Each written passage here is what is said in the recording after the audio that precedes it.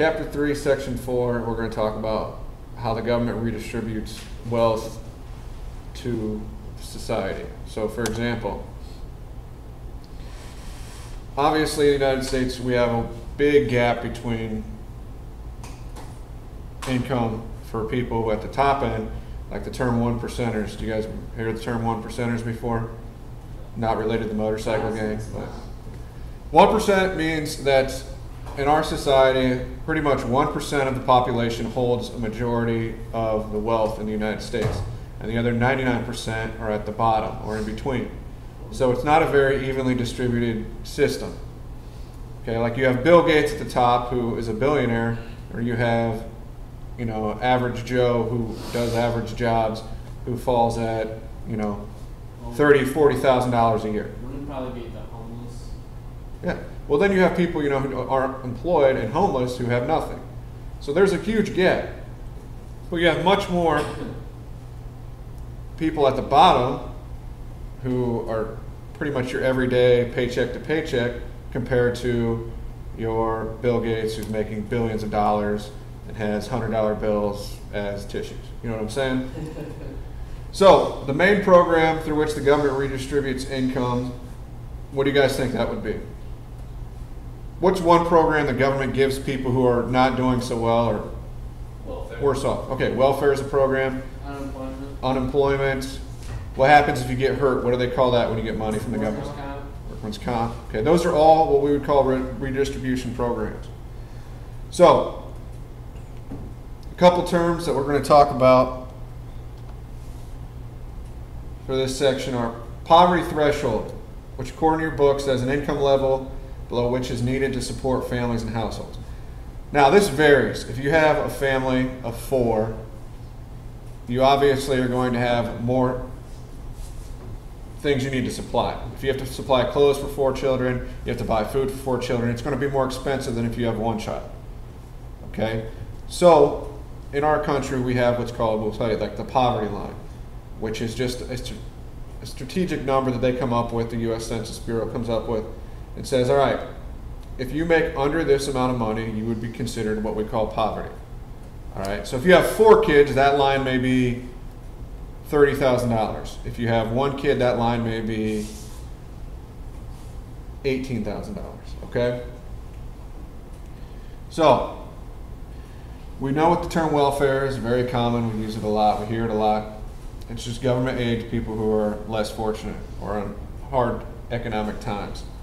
Now you have 2 different types of benefits or help the government provides. The first is called cash transfers. This is when the government directly gives money to people. Like idea of cash, okay? Transferring cash to you. So like unemployment, it's money that comes to you. Workman's comp could be money. Welfare is money. Those are all things where you actually get physical money and you can use it to spend on bills, buy food, whatever it may be. Then you have things like in-kind benefits. Those are things that are not exactly direct money transfers. So it's not like you're getting a check and you can do with it what you please, like welfare. All right? In-kind benefits would be like food stamps. You get, I guess you could say you get a card with money on it, but you can only buy food with it. So really it's like saying here's food at a reduced or free price. All right? Or even like free and reduced lunch is another example. Okay, because you're either getting a lunch at a reduced price or you're getting it for free, so that's a benefit. But it's not like you're getting here's $5, just go do with what you please. And then grants can be used in a lot of different ways. Grants are pretty much just a lump sum of money that the government gives to either a person or an agency to do something with. A lot of times you hear the term grant when you talk about college. All right, students try and get grants from the government, which is pretty much, think of it as like a scholarship. It's a free amount of money that you can use to go to school with. So, like we said, how are some ways to help the poor? Government programs that take money from people and redistribute it. So they take money from people who are a little bit better off. Like, how does the government get money from us as people? Taxes, that's right. When you go buy something, how many of you ever gone to the store, bought something for $4.99, but when you pay for it, it's like $5.25? It sucks so much. Okay, do you guys know why that is? What are you paying that extra, 20 cents for, 25? That's right. That's 7 cents a dollar. That's right. It's called sales tax. So everything you buy other than food is taxed. So when you go to the store and you're wondering, well, why the heck? You said it was 99 cents, but why am I paying $1.06 for it? Well, that's the sales tax, and everyone pays that. It's the same for everybody.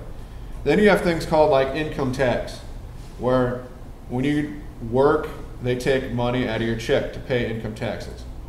Now, do any of you have a job that you have a check coming in from? Do you have taxes taken out of it? Yes. So like if you work 20 hours and get paid $10 an hour, how much would you technically make? What's 20 times 10? 200. $200, right? But when you get your check, is there ever that much money in there? No. No, that's right, because they take out income tax as well as some other things, okay? That's one way our government also gets taxes from us. Well, then they take that money, and for people who may be on workman's comp or welfare or unemployment, and then they redistribute money out to those people to give them something to survive on. Otherwise, it'd be kind of cruel to just say, well, sorry about your luck. How do I start my taxes and stuff? Like, Your income tax? I get my money back in the spring? Income taxes you'll do after the first of the year, and they have to be done by April. Like, I forget the exact date in April, but April they've got to be done, filed and turned in, and then, like, you can do it right away. Like, you could fill them out in January and get it back, but they have to be done by April. The programs that we talked about, like the welfare system, cash transfers, so like workman's comp, the in-kind benefits such as food stamps, things like that. And then your medical and educational benefits, which we'll get to here in a minute. So, like we mentioned before, in the free economy or the free market where people make the decisions, the idea of socialism or communism is that everyone is fair or equal.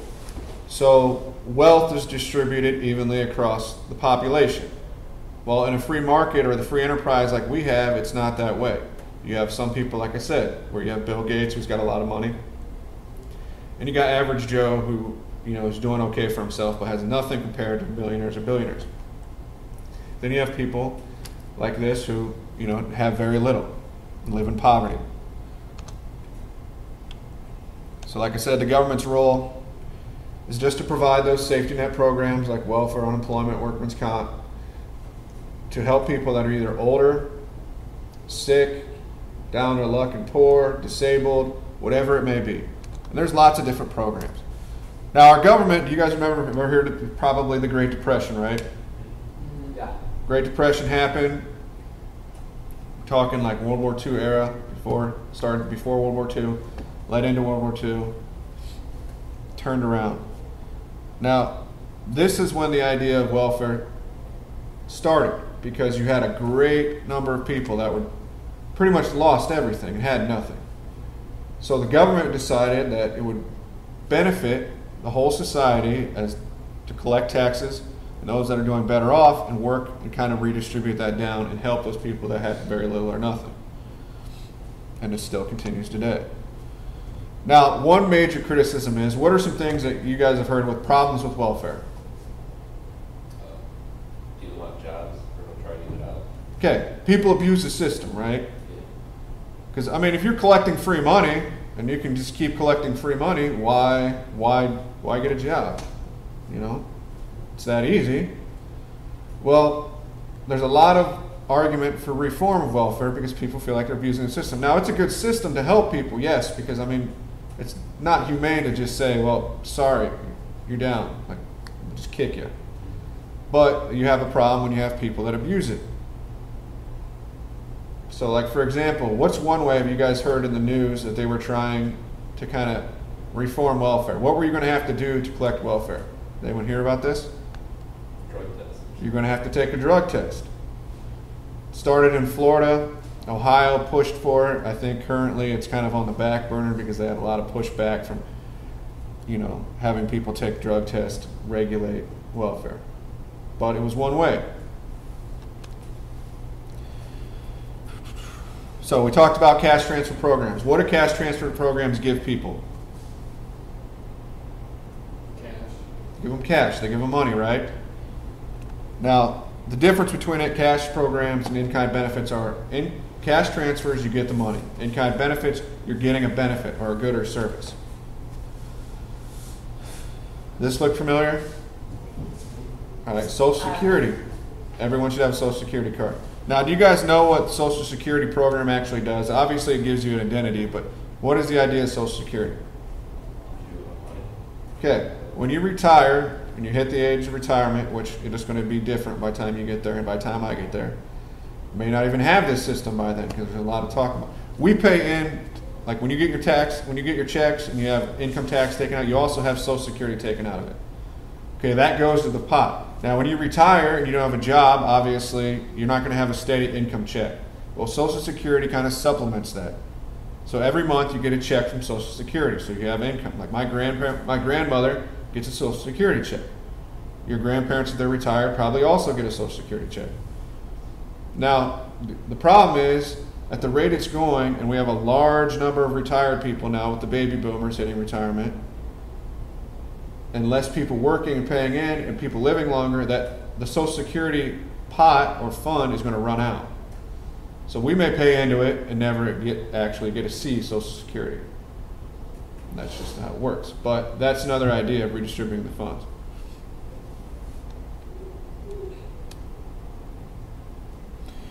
We've talked about unemployment insurance, or you guys. Those baby boomers are getting old. That's right. They're all hitting retirement age. We know what workman's comp is. If you get hurt on the job, you know, a lot of times when someone gets hurt on the job, it's not really their fault. So would it really be fair to say, well, I'm sorry, you broke your leg, you can't work, you aren't going to have any money. You can't do your job, you don't get paid. So that's what workman's comp's there to protect from. Mentioned the in-kind benefits like food stamps, where you're not necessarily getting direct money for you to go out and spend however you want, but you are getting a benefit or a good or service through, you know, milk, bread, whatever it may be. There's a lot of different programs for that. Then you have subsidized housing, which is just a government program that provides housing either at a lesser or reduced rate. And then legal aid. You guys know, if you commit a crime, what's everyone entitled to? Or Well, you might be entitled to you're entitled to court. What do you get at court to help defend you? A lawyer. You get a lawyer, all right? Even if you can't pay for it, you get a lawyer. So same idea here. Now, like the government, like we talked about with Social Security, but they also provide health insurance. Like I work for the school system. I pay in and the school pays in to buy health insurance for me. So if I go to the doctor, instead of it being like $150 out of my pocket, I may pay a copay. All right? And that's the idea of health insurance, because if if something bad happens to me, I have to have surgery and things, I don't have $20,000, $30,000, $40,000 if it's something major laying around to pay for it. Well, health insurance helps protect me from that situation. Well, once I retire, the school's not going to provide me health insurance anymore. So the government has a couple different programs. First is Medicare, which is insurance for people that are disabled or the elderly, things like that. Well, Medicare, is just for the elderly for the most part.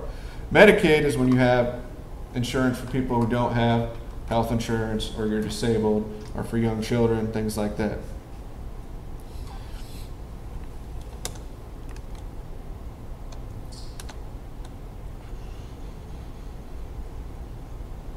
Now, when we fill out your income tax, for the most part, this isn't going to affect you now, because you probably don't pay a ton of income tax, and when you file it, you don't have extra money you're paying into donations and things like that. But how does the tax law provide an incentive to help the needy? Our government gives tax breaks to people who provide donations.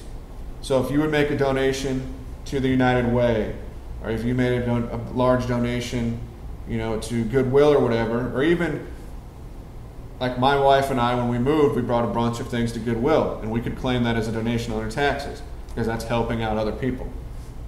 All right, so when you file your income tax, that may help you get more money back in your income taxes that you've paid in already. Does that make sense?